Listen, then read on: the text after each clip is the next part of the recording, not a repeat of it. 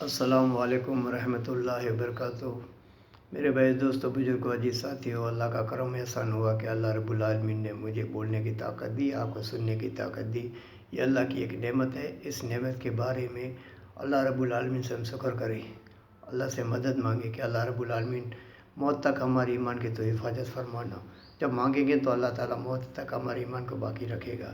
میرے بھائی دوستوں بزرگوں، میں آپ کو نماز کے بارے میں اکثر بات اس کے لیے کہہ رہا ہوں کہ نماز جو چیز ہے نا، وہ بہت اللہ کو پسند چیز ہے۔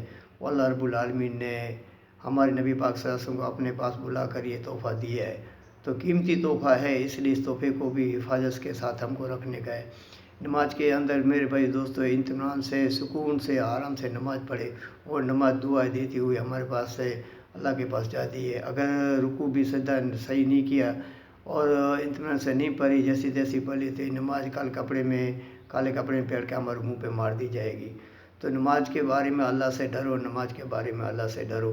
میرے بھائی دوستوں بزرگوں عزیز ساتھیوں، اللہ کے نبی پاک صلی اللہ علیہ وسلم نے فرمایا کہ دیکھ مسجد میں آئے تو بعض صحابہ جو ہنس رہے تھے، تو اللہ کے نبی پاک صلی اللہ علیہ وسلم نے فرمایا کہ اگر تم موت کو کثرت سے یاد کرتے تو یہ چیز نہ آتی جو میں دیکھ رہا ہوں۔ قبر پر کوئی دن ایسا نہیں گزرتا ہے جس میں قبر یہ آواز نہیں دیتی ہو کہ میں تنہائی کا گھر ہوں، وحشت کا گھر ہوں، کیڑوں مکوڑوں کا گھر ہوں۔ اور میرے بھائی دوستو، جب کوئی نیک بندہ اللہ کا نیک نمازی دفن ہوتا ہے تو قبر کہتی ہے تیرا مبارک، جتنے لوگ میرے پشت پہ جلتے تھے سب سے مجھے تجھے زیادہ محبت تھی، آج جب تو میرے ماتھے میں آ چکا ہے تو میرا حسن سلوک دیکھے گا۔ اس کے بعد وہ قبر اتنی وسیع ہو جاتی ہے، جب تک مردے کی نظر گرتے جاتی ہے تب تک قبر کھل جاتی ہے، اور ایک جنت کی کھڑکی وہاں سے کھل جاتی ہے، یہاں سے ہوا وغیرہ آتی رہتی ہے۔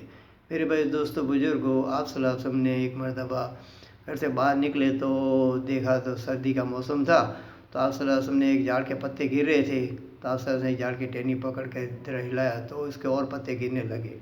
تو صحابہ کرام رضی اللہ تعالیٰ عنہ سے کہا کہ دیکھو، جب ایک نیک ایماندار نمازی نماز پڑھتا ہے تو اس کے گناہ ایسے ہی گرتے ہیں جیسے یہ جھاڑ کے پتے گرتے ہیں۔ دوسری جگہ آپ صلی اللہ علیہ وسلم نے مثال دے کے سمجھا، یہ بھی مثال ہے، دوسری مثال دے کر ایک جگہ پہ ایک آدمی کام پہ جا رہا ہے، اس کے کام کے اور اس کے گھر کے درمیان میں 5 نہریں بہہ رہی ہے، تو اگر 5 نہروں میں وہ جب شام کو چھوٹے گا اور غسل کرتا کرتا اپنے گھر آئے گا تو کیا اس کے بدن پہ میل رہے گا؟ تو لوگوں نے کہا کچھ نہیں کہا، بولا وہی نماز کی مثال ہے، جیسے آدمی نماز پڑھے گا تو اس کے بدن کے اوپر کچھ میل نہیں رہے گا۔ اس لیے میرے بھائی دوستوں بزرگوں عزیز ساتھیوں، اللہ کو جو پسند چیز ہے نماز، نبی کو چیز پسند ہے نماز، تبھی نبی پاک صلی اللہ علیہ وسلم سے فرمایا کہ میری نماز ہے جو میری آنکھوں کی ٹھنڈک ہے۔ اب آپ کا جی چاہے تو نبی کو ٹھنڈک پہنچائے یا تکلیف پہنچائے، آپ کے ہاتھ میں ہے۔ دیکھو میرے بھائی دوستوں بزرگوں، یہ پیغام ہے جو میں امانت کے طور پہ آپ کو دے رہا ہوں۔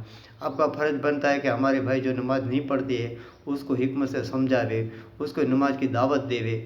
وہ دعوت دینے کے بعد اس کو سمجھائے کہ دیکھو ایک دن زندگی ختم ہو جائے گی، کچھ ساتھ چلنے والا نہیں ہے، ہمارے نبی کی فکر ہوگی، وہ ہماری فکر بن جائے گی تو ہماری دنیا اور آخرت دونوں بن جائے گی۔ اور اللہ سے ہم دعا مانگتے رہے کہ اللہ تعالیٰ فجر پڑھنے کی طاقت دی، اب ظہر دے، ظہر کے بعد عصر، مغرب، ایسے 5 نماز میں دعا مانگتے رہے، انشاءاللہ اللہ تعالیٰ قبول کرے گا۔ اور ہمارے کو قبول ہونے کی علامت یہ ہوگی کہ ہماری دوسری نماز کی ہم کو طاقت ملے گی، توفیق ملے گی، ہم پڑھیں گے۔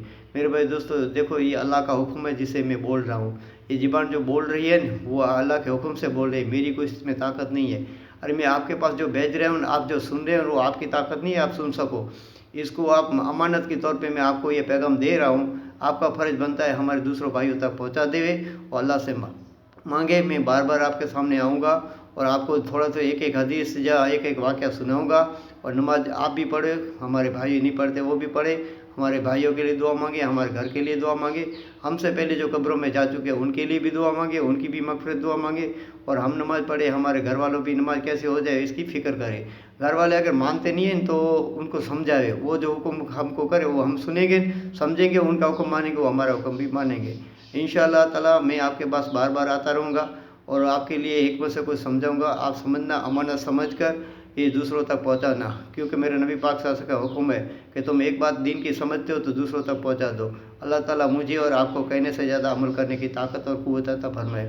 سبحان اللہ بحمدہ، سبحانک اللہم و بحمدک، ونشہد لا الہ الا انت، نستغفرک ونتوب الیک۔ سبحان ربک رب العزۃ عما یصفون، السلام علیکم، الحمد للہ رب العالمین۔